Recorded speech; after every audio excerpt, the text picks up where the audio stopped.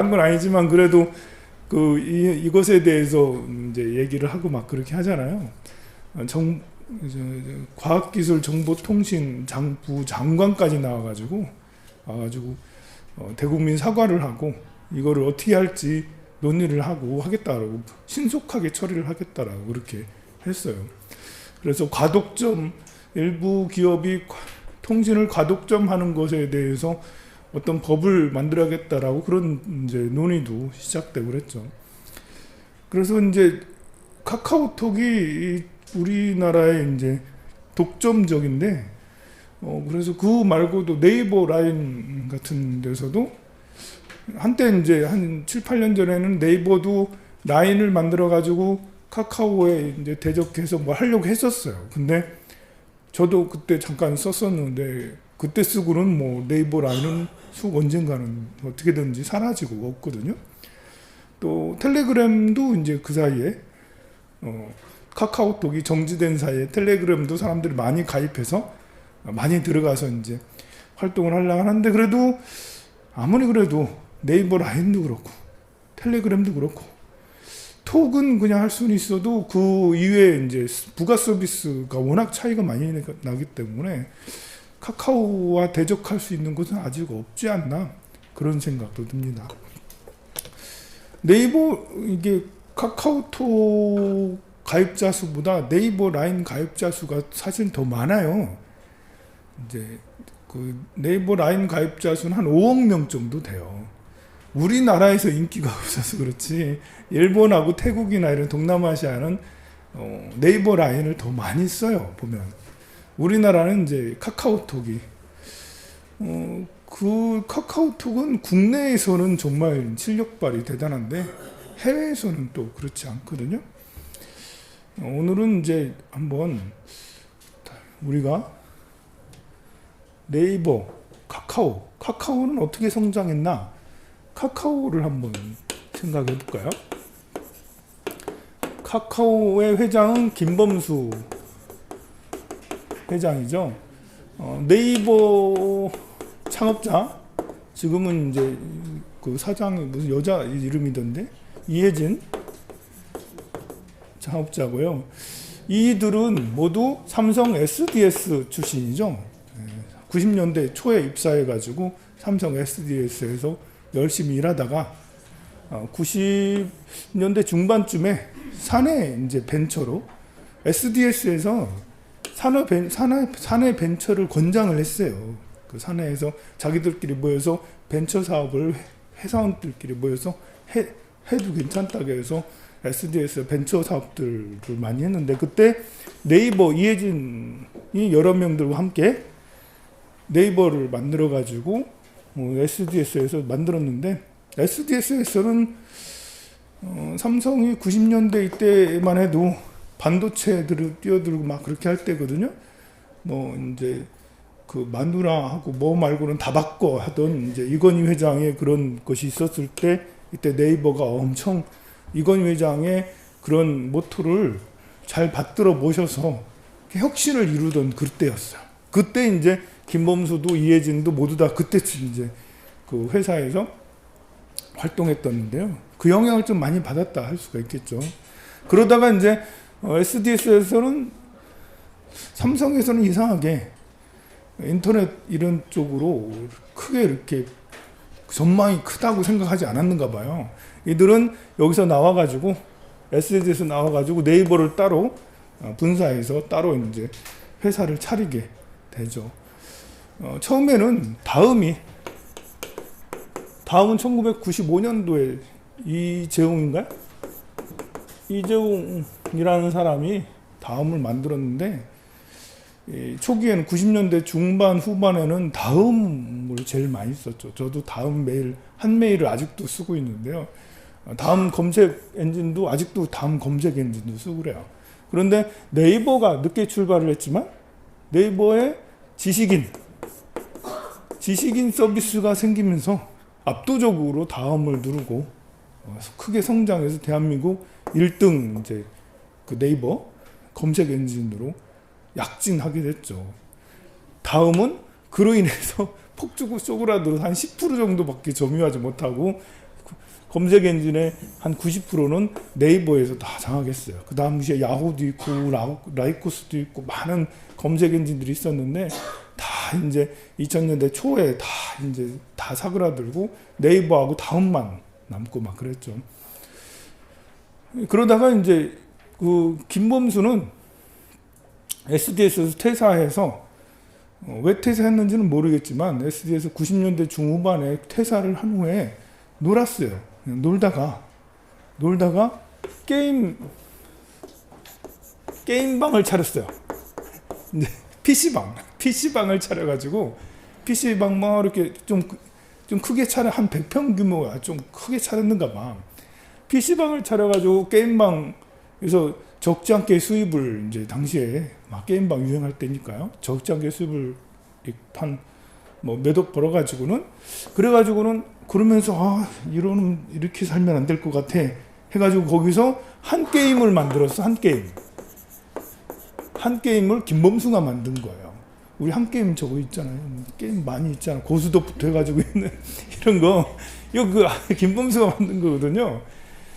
이거 가지고 게임방 하면서 그 게임방 멤버 자기가 아는 친구들하고 막 멤버들이 모여서 이 한 게임 회사를 만들고 해서 이게 큰 발전을 하게 돼요. 크게 성장을 하게 되는데요. 나중에 네이버랑 서로 이제 네이버가 이것을 인수하게 돼서 이해진 대표하고 김범수 대표가 이제 네이버 한 회사에 들어가게 된 거죠. 한 회사. 대표는 이해진이고 김범수는 한 게임을 만들었기 때문에 서로 합병을 했으니까 같은 네이버 회사가 됐어요. 그러다가 이제 김범수는 그만뒀어요. 2000년대 초반인가요? 언제쯤. 왜 그만뒀는지는 내가 잘 몰라. 내가 여기까지 알겠습니까? 그만두고 미국으로 갔어요. 가가지고 자기 아이들이 있는데 중학생, 초등학생들 아이들하고 같이 미국에 갔다가 2007년쯤에 다시 애들을 설득해가지고 얘들아 우리 한국으로 다시 돌아가자. 1년만 있다 오자. 해가지고 우리나라에 돌아왔는데 그때 2008년, 9년에 아이폰이 만들어지게 됐죠. 아이폰이 만들어지면서 김범수가 이제 생각을 한 거죠. 야, 저 아이폰이 만들고 아이폰이 잘 되면서 이렇게 인터넷 플랫폼 사업이 달라지겠다. 구도가 달라지겠다라는 예상을 가지고 해서 카카오를 이때 만들었어요. 카카오를. 2008년이나 9년 이때쯤에 카카오를 만들어서 채팅을 위주로 카카오톡으로 이제 톡 위주로 그렇게 했던 것이죠. 정말 예상이 적중했죠. 한 게임을 한 것도 잘한 건지 카카오톡을 만들어 가지고 했고 이것이 이렇게 스마트폰 사업이 엄청 잘 되면서 카카오톡이 전 국민들의 톡으로 되면서 당시 무료 문자 서비스라는 게 어마무시했거든요. 지금은 뭐 무료 문자 서비스 당연한 거지만 옛날에는 문자 하나 보낼 때마다 다 20원, 30원씩 내고 보냈잖아요. 근데 카카오톡이 혁신적으로 무료 문자 서비스를, 무료 서비스를 거의 대부분 했던 거죠. 그래서 카카오톡이 엄청 성장을 하고 나중에 이재용 대표가 다음하고 합병을 하게 돼요. 이제 이 다음이 더 이상 성장을 못하고 상단이 막히자 이대로는 안 되겠다 생각을 해서 이재용 대표가 카카오를 인수하는데 당시 카카오가 작지 않았어요. 그래서 이게 카카오가 더 큰데 그래서 다음 카카오로 이렇게 이게 2014년인가 그래요. 2014년 오래되지 않았습니다. 카카오가 그렇게 오래된 기업이 아니에요. 다음이 먼저 있었고 카카오는 나중에 김범수가 2010년쯤에 만든 그런 거였던 거죠. 그런데 몇 년 만에 키워가지고 다음과 합병을 했는데 그 다음을 이제 삼켜먹고 지금은 다음이란 말을 쓰지도 않죠. 카카오로 그냥 들어. 다음 카카오로 하지도 않아. 지금 카카오라고 하고 있죠. 다음은 지금 검색 엔진밖에 하지 않는데 뭐 다음 쇼핑도 있고 뭐 하지만 어쨌든 다음은 점점 사그라들고 있는 듯한 느낌이에요. 저는 이제 뉴스 검색을 다음에서 주로 검색을 많이 해요. 네이버 뉴스 불편하거든요. 한때는 네이버가 뉴스 보기도 더 좋고 그랬는데 지금은 들어가면 몇 번 들어가야 돼. 막 신문사 들어가야 되고 힘들어요. 또 이렇게 댓글들을 읽으면 네이버 댓글은 너무 이상해. 태극기 부대들이 많은가 봐. 이제 네이버 댓글을 보면 속이 부글부글 끓어. 야, 다음 댓글을 보면 그래도 동지가 많더라. 이제 다음 댓글을 보면 내 생각하고 비슷한 사람이 좀 많은 거예요. 그래가지고 그래서 네이버는 거의 안 들어가고 다음으로 들어가는데, 야, 이러다 다음이 없어지는 건 아니야? 근데 이제 네이버도 한 게임하고 이렇게 했지만 한 게임 뭐 대단한 게 아니잖아요. 지식인 해서 검색 엔진 1위로 올라왔지만 네이버가 이렇게 계속 큰 성장성을 이루기가 참 어려운 그런 것이, 그래도 네이버는 웹툰으로 유명하죠. 네이버 웹툰은 세계적입니다. 세계적.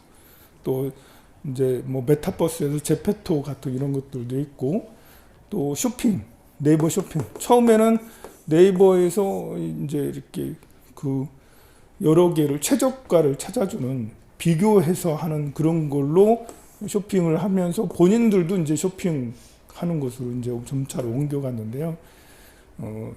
뭐 어쨌든 네이버는 데이터 센터하고 웹툰하고 이런 것들이 막 있고 막 그래요. 자, 그래서 카카오는 다음하고 합병을 하고, 카카오는 그 이후에 엄청난 합병과 또 문어발식 확장을 막 하게 돼서 우리가 현재 보고 있는 2020년에 보고 있는 전 국민들의 모든 곳에 다 침투되어 있는 그런 곳이 됐어요. 그래서 이 제일 유명한 것이 뱅크, 게임즈, 그 다음에 이제 페이, 카카오페이, 이런 웹툰, 또 카카오 택시, 뭐 카카오티라고 하죠. 카카오 이동 수단에 이제 저도 오늘 이따가 제주도 가는데 카카오티에 들어가가지고 항공 예약하고 막 이렇게 했거든요. 그러니까 철도 어디 가는 것도 철도 예약도 카카오티 들어가서 다 철도 예약을 하고, 모든 이제 이동 수단에 대해서는 모두 다 T에 들어가서 다 하고 그렇게 하니까요. 주차도 이제 있고, 또 카카오 맵, 네, 카카오 맵인가요?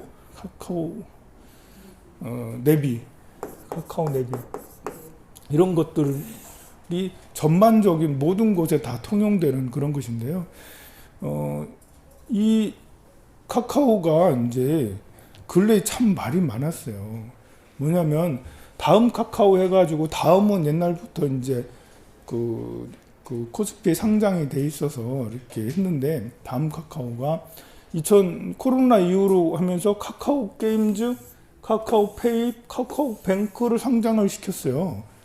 그래서 이 카카오가 주가가 이제 쫙 올라가다가 이제 17만 원에서 지금은 4만 8천 원인가 뭐 이렇게 5만 원인가 그러거든요. 17만 원까지 올라갔다가 4만 5천 원, 뭐 4만 8천 원 이러니까 계속 엄청 내렸거든요.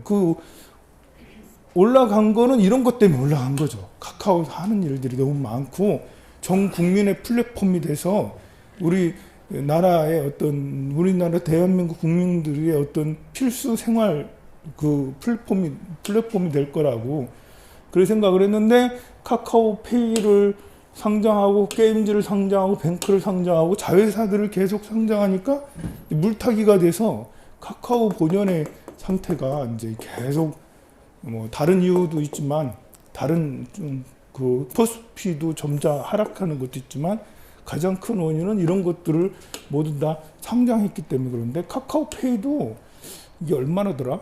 모두 다 80% 정도 내렸어요. 78% 뭐 이렇게 다 내렸거든요.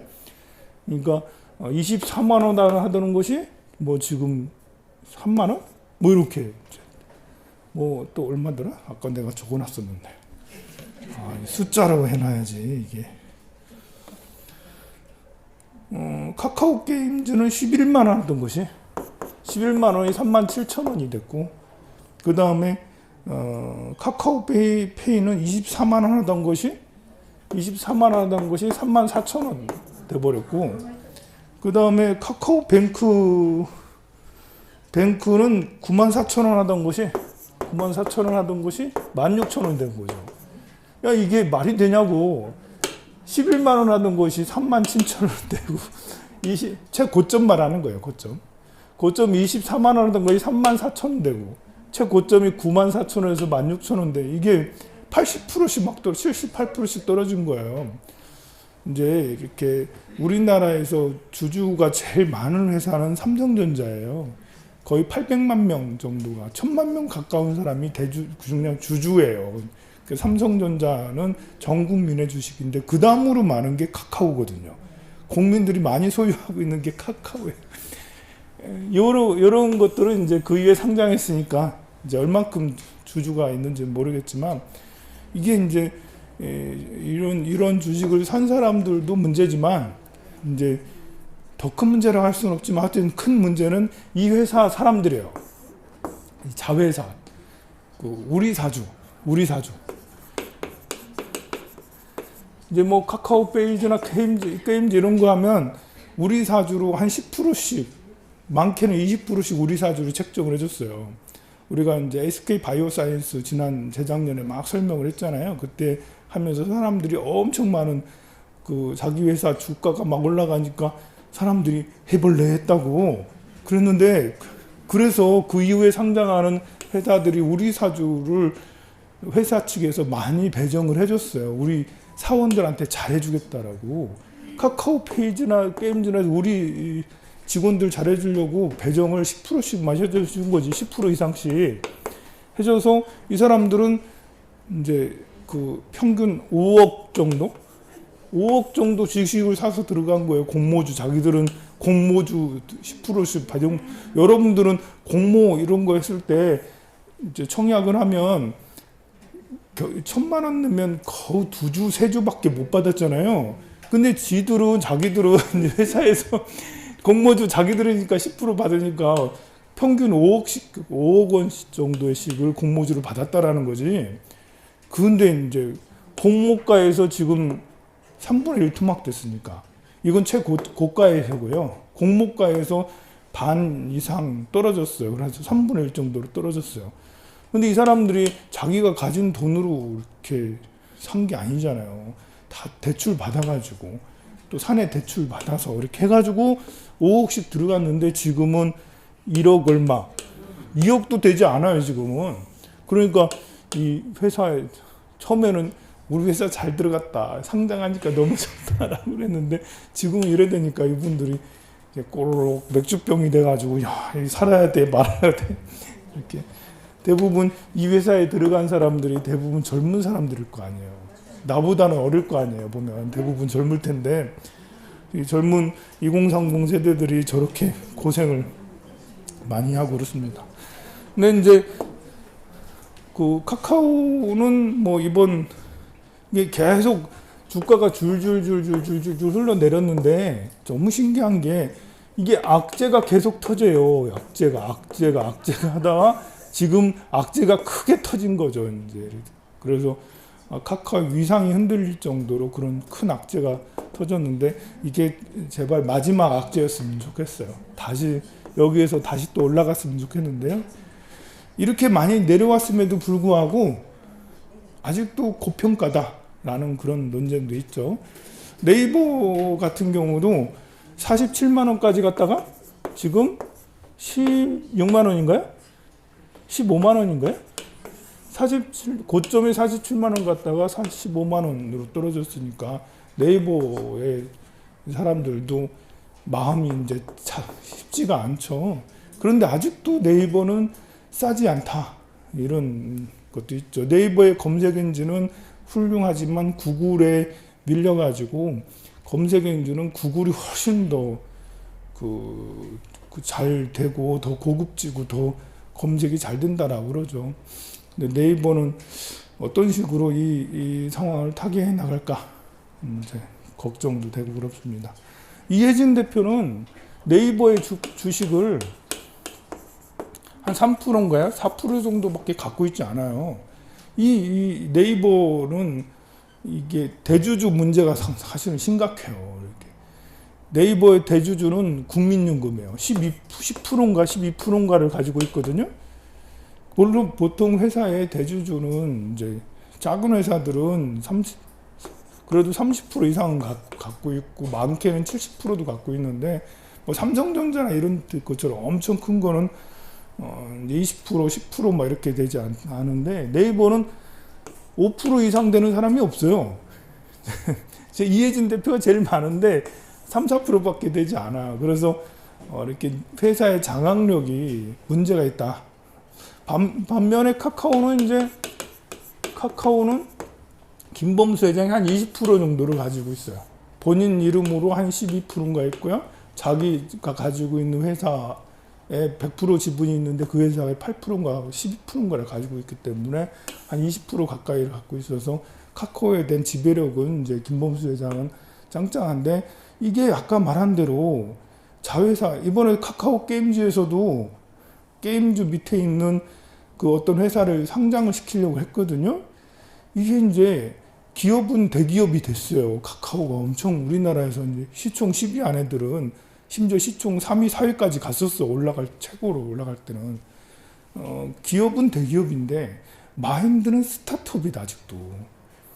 이번에 이렇게 데이터 센터가 화재가 나고 그 화재를 대응하는 것만 해도 가만 보면 야 이게 데이터 센터가 그렇게 부실하게 관리됐다라는 게 스타트업적인 그런 것밖에 되지 않았다라는 거죠. 좀 철저하게 데이터는 우리 국민들의 개인정보나 그 외에 많은 것들이 중요한 것인데도 불구하고 2중 3중으로 하긴 했다는데 이제 그것이 데이터가 보호되고 절로 넘어가는데 문제가 있다 뭐 이러는데 이렇게 좀 빈약한 이제 그런 대응이죠 보면. 그래서 이렇게 우리 대기업적인 마인드로 우리 보면 이렇게 테슬라는 정말 많은 걸 가지고 있죠. 그 우주 항공 이런 것들도 있고 무슨 웹 그래가지고 이제 이제 인터넷 서비스 5G 서비스 이런 것들도 있잖아요. 그리고 하여간 테슬라가 하는 게 많아. 로봇도 있고 많이 있는데 그런 회사들을 상장시키지 않잖아요. 그냥 테슬라잖아요. 구글이면 얼마나 회사가 많겠어요. 자회사가. 대단히 자회사 많을 건데 구글은 자회사를 상장시키지 않아요. 그리고 애플도 그 밑에 있는 회사들이 얼마나 많겠어요. 자회사 상장하지 않아요. 근데 우리는 삼성전자 하면 삼성 SDS, 삼성물산, 삼성 전기, 삼성 SK 바이오스, SK 그걸 보고 카카오도 지금 요 위에서 하던 삼성 SDS를 했잖아. 대기업이 하는 걸 그대로 따라해가지고 카카오에도 지금 계속 상장시키다가 이사단이 나고 내부에 이런 것들을 더 잘할 생각을 하지 못하고 이러고 있으니까 이제 답답한 일이죠. 그래서 우리나라 코스닥이 저평가 받는 첫 번째 이유 중에 하나가 자회사 상장이 심각하다. 이런 거 얼마나 훌륭해. 구글, 테슬라, 애플, 마이크로소프트 대단한 것도 데이터 센터 따로 있고 아마존도 얼마나 커요. 시총이 몇 조나 되는데 몇백 조, 1000조, 2000조나 되는데 자회사 상장 안 시키고 오히려 자사주를 소각하고 이렇게 그러고 있잖아요. 우리나라의 이런 기업 마인드는 사실 문제가 좀 있긴 한 것 같습니다. 그래서 저평가 받는데 이거 말고도 저평가 받는 이유가 또 여러 개가 있어요. 자, 도의 환경 보도록 하겠습니다.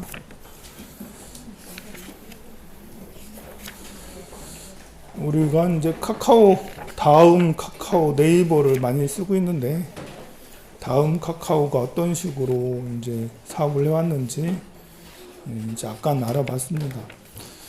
다음도 생긴 지 20몇 년, 30년이 되지 않았고 카카오는 이제 10년, 15년도 되지 않은 그런 회사인데도 불구하고 우리나라의 10대 기업 안에 들어가니까 엄청 대단하다고 할 수가 있죠. 또 앞으로의 10년, 20년은 또 어떤 식으로 발전될지는 흘러갈지는 모르겠습니다만 우리나라에서 저렇게 네이버, 카카오가 이렇게 나타난 거는 구군이 좋아서 그렇다. 구군을 살렸다. 네이버, 카카오가 우리나라의 국운을 살렸다 할 수도 있겠죠. 전 세계에 저렇게 자기 나라에 저렇게 네이버, 카카오 같은 인터넷 업체가 있는 나라가 거의 없어요. 거의 대부분 애플이 다 장악하고 있고 페이스북이나 인스타에서 다 장악을 하고 있고 그러지, 이제 구글에서 다 장악하고 있지, 우리나라처럼 우리나라 자체에서 개발된 그런 회사가 이렇게 카카오가 이렇게까지 다 쓰는 이런 나라는 대한민국밖에 거의 없다라고 해도 과언이 아니죠. 이제 중국도 있긴 했죠. 중국도 알리바바에서 이제 알리페이, 알리챗 뭐 이렇게 그 텐센트 이런 것들도 있고 한데요. 중국은 워낙 자기들끼리만 이제 이렇게 하는 외부의 것을 받아들이지 않는 이런 것이 크기 때문에 자국에서 굉장히 발전을 시켰는데, 시진핑이 지금 공산당 회의를 하고 있죠. 지금 이번 주에. 그래서 시진핑이 3연임을 하게 되면서 이제 알리바바나 텐센트 같은 회사가 앞으로 중국에서 나오기 어렵겠다. 알리바바와 텐센트 같은 회사가 90년대, 2000년대, 2010년대 초까지 어마무시하게 성장을 해서 그 회사가 이제 그 전 세계는 아니지만 그래도 중국 전역에 대표되는 그런, 우리가 카카오페이나 카카오뱅크가 알리바바 같은 그런 것을 꿈꿨어요. 근데 그러기가 어려웠던 것은 우리나라는 이미 대출이나 신용정보 조회 이런 것들이 잘 돼 있기 때문에, 우리나라는 신용카드가 이미 잘 돼 있거든요. 근데 중국이나 인도 같은 데는 신용카드가 없는, 별로 발급이 되지 않은 상태에서 폰이 퍼진 거예요. 여러분들은 폰도 쓰고 신용카드도 쓰죠? 또 폰 안에 신용카드를 심어 놓잖아요. 그죠? 저도 신용카드에 해가지고 결제를 다 이렇게 하거든요. 근데 페이를 쓰면, 이제 뭐 삼성페이나 알리페이나 뭐 이렇게 페이를 쓰면 신용카드 발급받지 않아도 되는 거거든요. 그러니까 중국하고 인도는 신용카드가 나오기 전에 사람들이 발급을 아직 많이 안 받았어. 심지어 이렇게 인도 같은 데는 계좌를 안 맞는 사람이, 그렇게 몇 년 전까지만 해도 계좌 있는 사람이 별로 없었어요. 국민의 몇 프로밖에 계좌가 없었어요. 계좌도 없지. 계좌 없으면 당연히 신용카드 당연히 없는 거지. 그런데 폰이 이제 세상에 쫙 퍼지면서 폰에다 심을 수 있는 페이를, 그러니까 계좌 없어도, 신용카드 없어도, 그래서 폰만 갖고 다니면 다 결제를 할 수 있는. 중국은 오히려 몇 년, 우리보다 한 5, 6년 빨라요. 이렇게 폰만 가지고 다니면 다 결제를 할 수 있어요. 그러니 그쪽 또 대출도 폰으로 깔려 있는 그 페이로, 알리페이로 대출을 다 받아. 신용 정보도, 우리나라 옛날에 이제 연대보증이 있었잖아요. 지금 연대보증 없잖아요. 여러분들 연대보증, 여러분들 부모님 연대보증 서가지고 망한 사람 많을 거예요. 근데 그때는 왜 연대보증이 있고 지금은 연대보증 없잖아요. 지금은 연대보증이 없는 게 신용정보 조회 서비스가 잘 돼 있어서 그래요. 연동이 잘 돼 있고 그것이 정확하게 돼 있기 때문에 그래요. 그때는 80년대, 90년대 초만 해도 우리나라는 이제 신용정보 조회를 제대로 체계가 갖춰져 있지 않았기 때문에, 내가 대출을 받으려면 이게 누가 옆에서 보증을 서줘야지. 담보가 이제 사람이 담보가 되는 거죠. 옆에 돈 있는 사람이 담보를 서주면 그러면 이제 대출을 해주는 그런 제도였었고, IMF를 겪으면서 이제 우리는 신용정보 서비스를 굉장히 발달시키면서 이 사람이 얼마를 갚을 수 있다는 신용 점수가 이제 매겨지면서, 그래서 누구를 연대보증하는 제도는 거의 없어지고 지금은 스스로가 이제 담보 가치를 이렇게 하고 이렇게 하죠. 지금은 대출 규제가 굉장히 세서 DSR, 뭐 LTV, 뭐 이런 규제들이 세가지고, 저도 이렇게 황룡사 여기 이렇게 매입할 때만 해도 그때는 이제 대출 받기가 쉬웠어요. DSR 같은 거 없었거든요.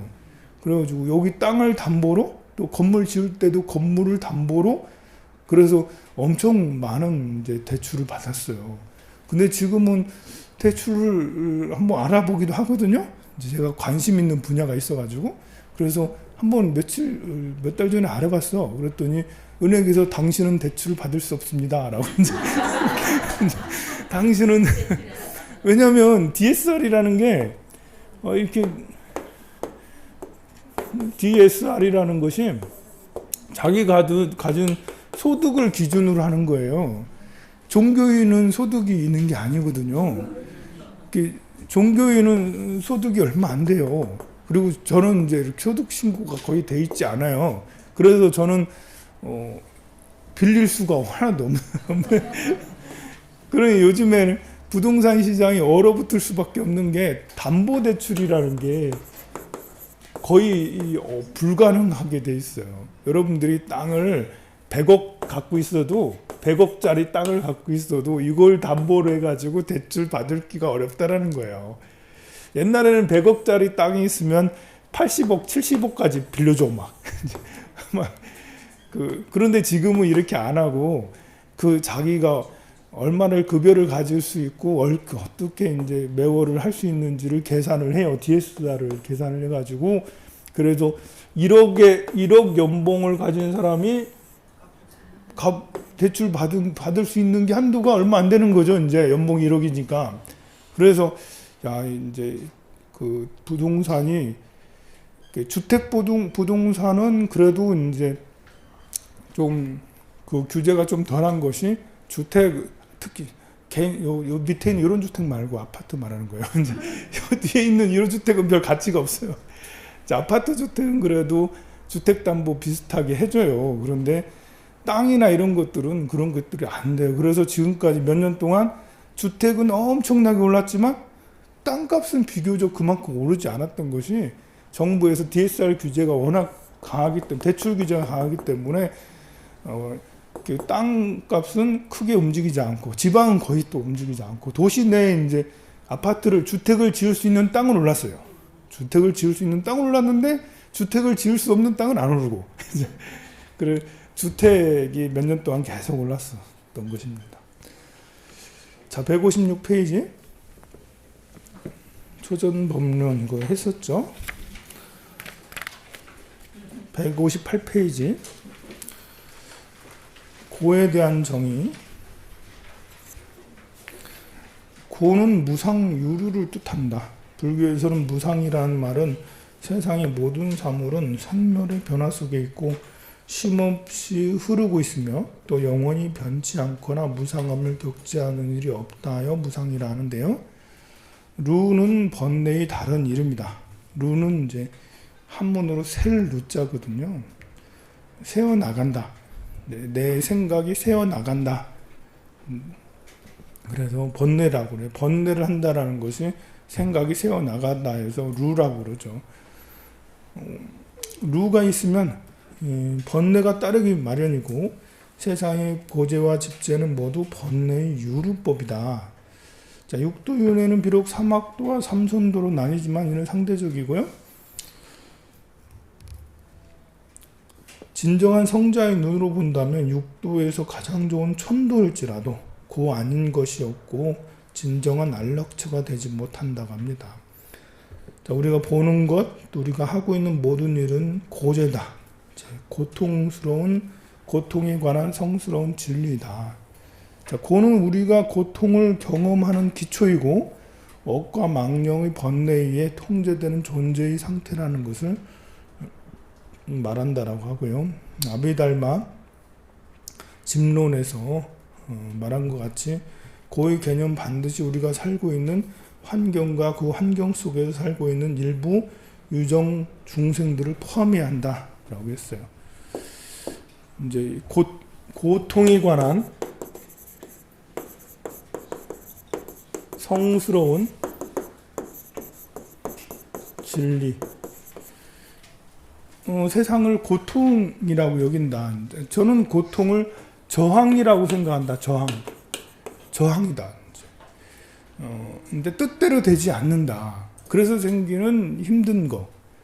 이제 저항이라는 것은 이 쭉 갈 때 이렇게 가는 에너지에서 바람이라든지 아니면 지면이라든지 중력이라든지 그런 여러 가지 에너지들 때문에 갈 때 힘이 많이 들잖아요.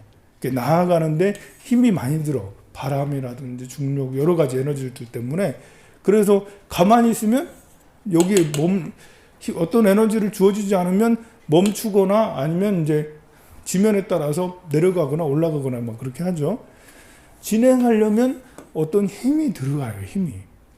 힘이 없이는 앞으로 삶이라는 것도 살아가는 것도 에너지가 우리가 가진 이제 그 생명 에너지를 가지고 계속 소진해 나가는 거죠. 계속 써야 돼. 에너지를 우리가 보충해서 먹기도 하고 뭐 숨도 쉬기도 하고 뭐 이렇게도 하는데 숨 쉬면서 뭘 먹으면서 에너지를 소비를 하잖아요. 소비할 수밖에 없는 게 저항을 가지고 있으니까, 고통이 있으니까 이 고통을 견뎌내어 가면서 살아가는 거죠. 우리가 이제 반드시 뭘 먹어야지 되기도 하고 숨을 쉬어야 되기도 하고 또 몸이 또 낡아지기도 하고 늙어지기도 하고 하는 뭐 계속 몸에는 그냥 쉽게 삶이라는 게 쉽게 진행되어 가는 것은 아무것도 없어요. 설사 이렇게 소라든지 말이라든지 이런 그 축생이라 할지라도 아무 생각이 없이 하는 붕어 같은 물고기라도 하더라도 날아다니는 새라 하더라도 살아가는 데는 저항이 있다는 거죠. 살면서 생기는 저항들이 있어요. 새는 어떻게 해야 된다는, 물고기는 물속에서 이렇게 해야 된다는, 우리는 우리대로 살아가는 저항들 있죠. 먹어야 되고 건강해야 되고 또 생존하려고 하고 거기에 이제 크게 작용하는 것이 욕심이죠. 식욕. 계속 안 먹을 수가 없어요. 이게 저항 중에 하나예요. 안 먹고도 늘 즐거울 수 있으면 얼마나 좋겠어요. 우리가 맛있는 걸 먹는 즐거움이 있다라고 그러잖아요. 이게 반대로 생각하면 못 먹으면 괴롭다는 거잖아요. 맛있는 걸 먹으면 즐거워. 이게 좋은 것 같아도 이게 좋은 게 아니라니까. 맛있는 거 먹을 땐 즐겁지만 잠깐 즐겁고, 먹을 걸 구하기 위해서 돈도 많이 들어야 되고 어쨌든 시간도 많이 써야 되고 생각도 많이 그쪽으로 가야 돼요. 그리고 내가 정말 맛있어 하는 그것까지 찾아내기가 이제 가면 갈수록 더 어려워. 처음에는 밥만 먹으면 되지만 나중에는 부자가 되면 될수록 더 맛있는 걸 막 찾아가잖아요. 그 잠깐은 기쁜데 그걸 찾아가는 데까지 저항이 따르잖아요. 저항이. 그런 것이 고통이라는 것이죠. 그 다음에 성욕이죠. 종족 유지를 하려고 하는 욕구. 우리는 프로그램이 그렇게 되어 있어요. 태어날 때부터 프로그램이 먹지 않고는 살 수 없고요. 성관계를 안 하고는 살 수 없는 이런 걸, 성관계를 평생 안 하고도 살 수 있는데 이제 그 직접적으로 육체가 부딪히는 그런 걸 하지 않아도 살 수는 있죠. 그런데 머릿속에는 계속 남자는 여자를 그리워하고 여자는 남자를 계속 그리워한다니까요. 머릿속에서는 성적 에너지가 계속 끝없이 이렇게 에너지가 그쪽으로 가요. 그것도 저항이라는 거죠.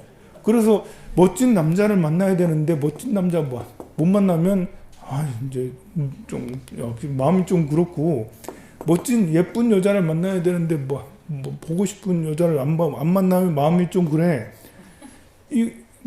그런 것이 모두 다 성적인 에너지인데 이것이 마음대로 이루어지지 않으니까 저절로 굴러가지가 않아요. 이게 노력을 해야 돼. 예쁜 여자, 잘생긴 남자를 만났으면 머릿속에만 있지 말고 가서 이야기를 하고 전화번호를 받고 이래야 된다고. 같이 밥도 먹고 노력도 같이 또 해야 된다고. 맞춰주고 해야지. 가서 또 사바사바 해야지. 이제 예쁩니다, 잘생깁니다 해야지. 그래야지 이제 고개도 숙이고 해야지. 서로 친하게 지내고 그러지. 이런 것들이 모두 다 저항이라고 할 수가 있겠죠. 그리고 이제 재물욕, 소유죠. 뭘 갖고 오자. 우리는 태생적으로 이게 생명이라는 것이 유지되려면 저장을 해야 되잖아요. 먹을 걸 저장해야 돼. 겨울이 있어. 우리에게 겨울이 있고 이렇게 그 사냥이 안 될 때가 있어요. 수렵과 채집할 때도 한번 수렵을 해가지고 한번 해놓으면 그 다음에 계속 매일같이 잘 잡히는 게 아니에요. 또 수확이 매년마다 잘 되는 게 아니라서 저장이 필요해. 그래서 우리는 소유할 수밖에 없는 그런 방향성을, 그런 프로그램을 이미 프로그램화돼서 태어났지. 무조건 소유해야 돼.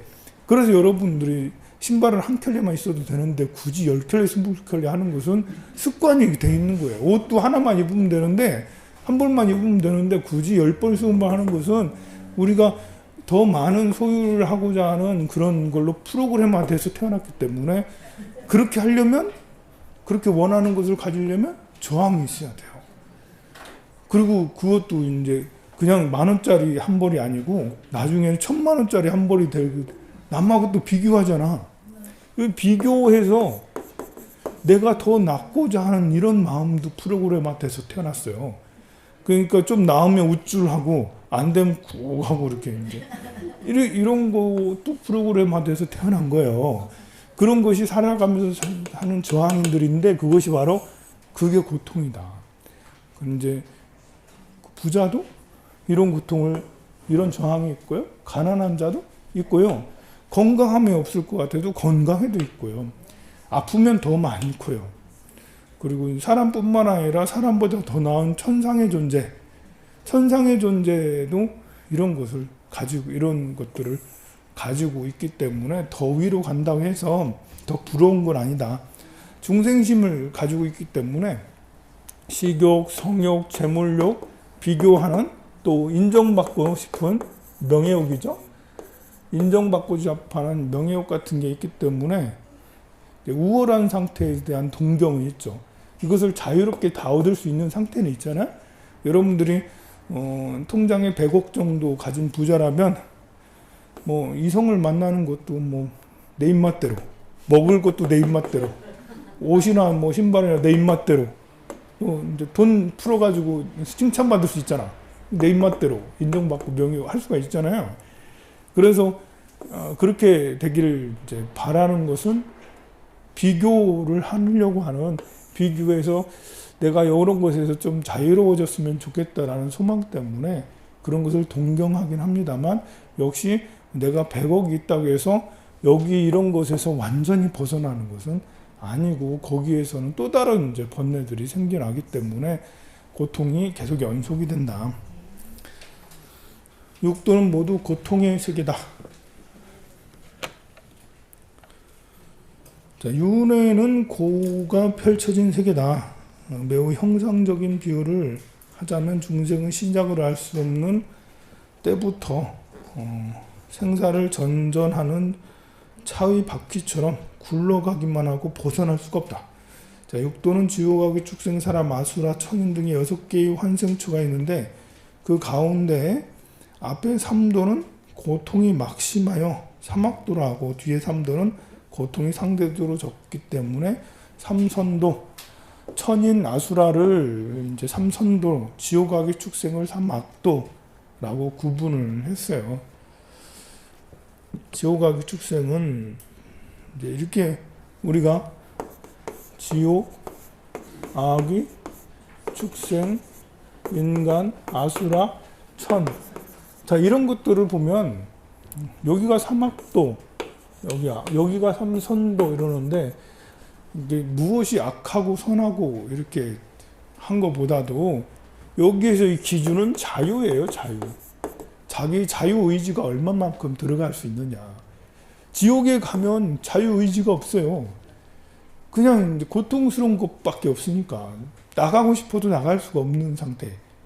지옥에는 뭐 아귀도 이게 정해진, 내가 타고 날 때부터 이렇게 너무 배고프고 너무 힘들고 이런 것이 이제 정해지는 운명이라 이게 자유가 없어. 축생도 말로 태어났으면 말의 형벌같이 그렇잖아. 여러분들이 소로 태어났으면 소의 형벌을 받은 것처럼 다른 걸 뭐 자유가 없어. 자유의지라는 게 별로 없죠. 물론 이제 그 초원에, 저 푸른 초원에 뛰노는 말이나 마음대로 사는 소는 자유의지가 있어서 하겠지만, 역시 이제 그 사자가 있을 수 있고 호랑이가 있을 수 있고 또 자연재해가 있을 수 있어서 안전하지가 않은 그래 언제 잡아먹힐 수가 있고 근데 사람은 이렇게 자유가 좀 높죠. 여기에 비해서